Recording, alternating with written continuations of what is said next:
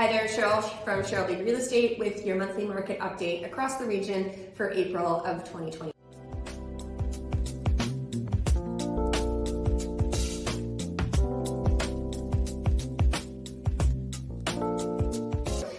The story across the board is that we're starting to inch closer to a balanced market. And personally, I believe a balanced market is better for everybody. Some will say that sellers will do much better selling in a seller's market, and of course that makes sense. However, as soon as you sign the ink on that contract, you flip over to being a buyer in a seller's market. So balanced means that the average home will take upwards of 6 weeks to sell, and there's a lot more inventory and choices for buyers out there, and everything is a lot less panicked. So in terms of the sales that we saw, we had just over 3,200 sales across Metro Vancouver in the month of April, and that's down quite significantly from April of 2021, where we had 4,900 sales. In March of this year, we had 4,300 sales, so we saw roughly 900 sales less between March of this year and April.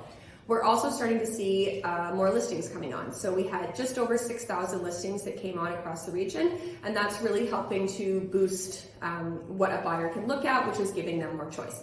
So one of the main drivers behind this, of course, is going to be the rising interest rates. And before you have another update from me, we will likely have another increase in interest rates. It is predicted that it could be as high as 0.75%, but we won't know until the first few days in June. Along with the market softening, we're starting to see our sales ratios begin to diminish. Last month for detached homes, we were seeing a 38% sales ratio, and this month in April, we saw just over 25%. If that goes below 20%, we'll be into a balanced market. Condos and townhomes are still very, very high.